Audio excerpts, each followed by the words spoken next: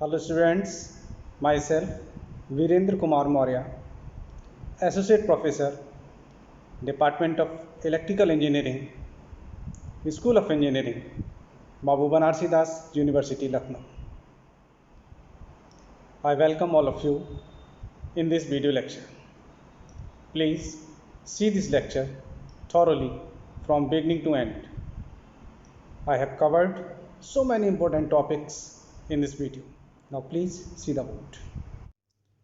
My topic is comparison between magnetic and electric circuits. First of all, circuit diagram. Say this one is core.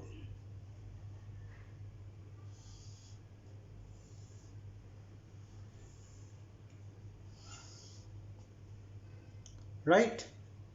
And wire is wound over here. This one is the wire which is wound here.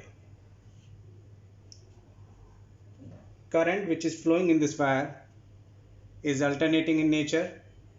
That's why a flux is produced, and this flux have a tendency to move inside the core. This one is the flux and this one is core. Now in the case of the electric, there is a cell or battery of EMF E. This one is the current and this one is the resistance R.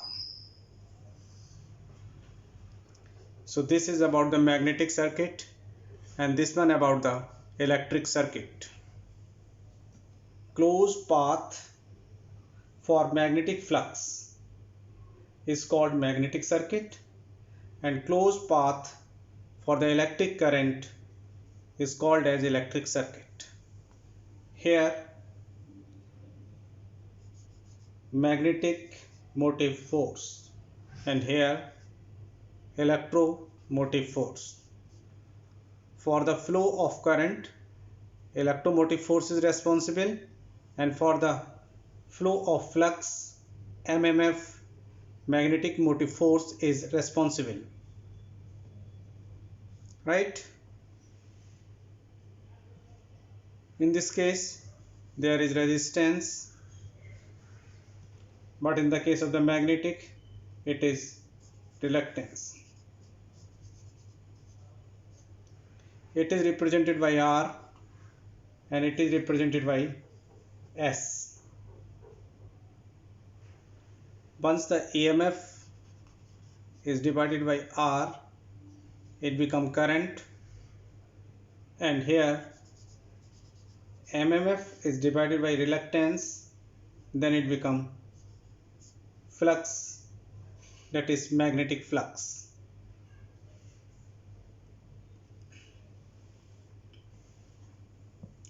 Here resistance is given by formula rho L upon A, and reluctance, that is S, is given by L divided by sigma mu naught mu R. This is the formula for the resistance and this one is the formula for the reluctance.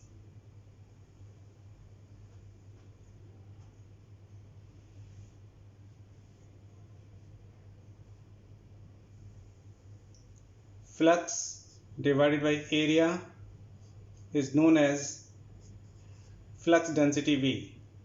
Here current divided by area is known as current density J.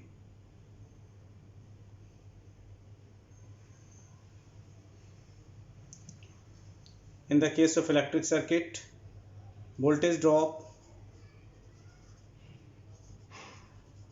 is known as IR, but here it is MMF drop and it is nothing but phi into S, that is flux, magnetic flux into reluctance. The next topic is magnetic hysteresis. The phenomenon of lagging magnetic flux density when the magnetizing force in a magnetic material subjected to cycles of magnetization is known as magnetic hysteresis. Now see the diagram. This one is the core, around which wire is wound.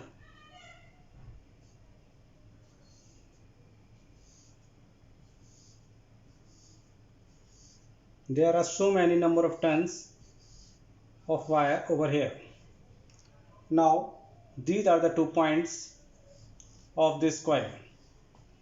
Here we are using DP-DT switch, that is double pole double throw switch.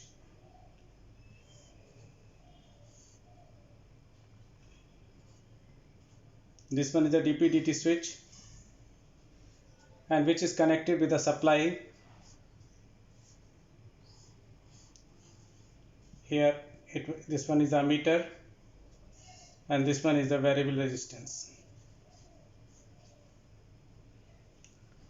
Small l is the length of the unmagnetized iron bar, and capital N are the number of turns wound over it. The magnetizing force produced by this solenoid can be changed by varying the current through the coil with the help of variable resistor. We shall see that when the iron piece is subjected to one cycle of magnetization, the resultant VH curve is over here, and its loop is known as hysteresis loop, that is A, B, C, D, E, F, A. Now see the VH curve. On this axis this is minus B, plus B, plus H, and minus H. When the object is over here inside this core and switch is through at single point, that is 1 and 1 dash, after that it is 2 and 2 dash, then material is magnetized. During the demagnetizing process it follows like this path, then after like this. So this is the VH curve for a magnetic material. A, B, C, D, E, F. Loop area ABCDEFA is known as hysteresis loss, and OB, this one, OB, this one is known as the retentivity, and OC is known as residual magnetism. OC is known as residual magnetism, that is corrosive force. Now self-inductance.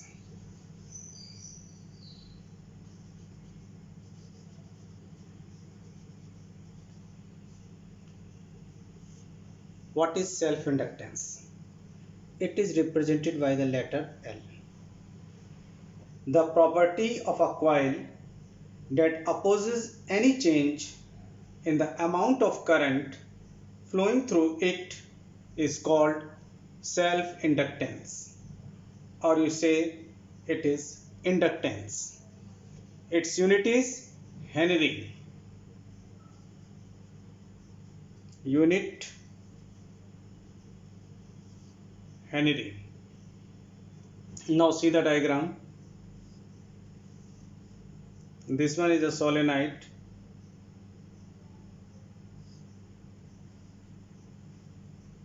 There are n number of turns in this coil. This one is a source.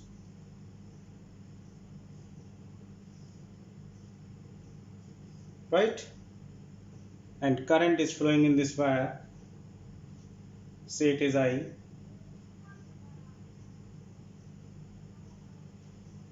So according to the definition, induced EMF E is proportional to di upon dt. E equal to L di upon dt. That's why L is equal to E divided by di upon dt. If the value of E equal to 1 volt and di upon dt equal to 1 ampere per second, then L equal to 1 Henry. Right? So according to this equation, 1 Henry is the inductance of the coil if an EMF of 1 volt is induced in it when the current through it changes at a rate of 1 ampere per second. Right? Now, according to the flux, induced EMF is proportional to d phi upon dt.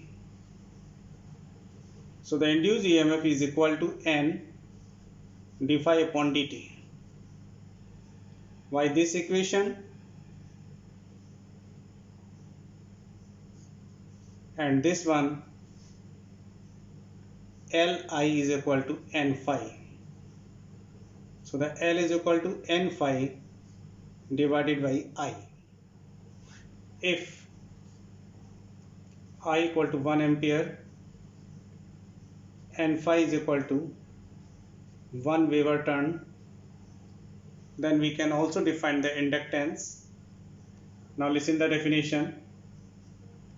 1 Henry is the inductance of the coil if a current of 1 ampere in the coil sets up magnetic flux linkage of 1 Weber turn. Right? Here, by the two-way, I have explained the definition of self-inductance. Now, see the mutual inductance.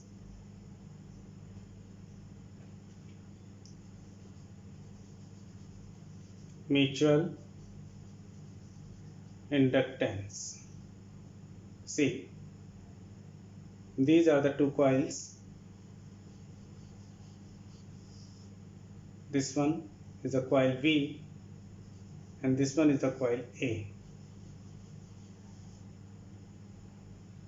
and they are linked with each other.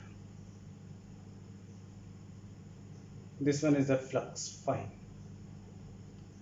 I1 is the current in the first coil and E2 is the EMF induced in the second coil. Now the definition. The two coils so arranged that change in current in one coil causes an EMF to be induced in the other coil are said to have mutual inductance. Right? That's why the E2 is proportional to di1 upon dt. That's why E2 is equal to M di1 upon dt.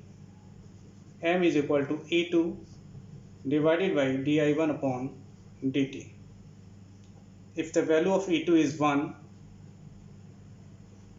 and di1 upon dt is also 1 ampere per second, mutual inductance between two coils is 1 Henry if current changing at a rate of 1 ampere per second in one coil induces an EMF of 1 volt in the other coil. This is the definition of mutual inductance.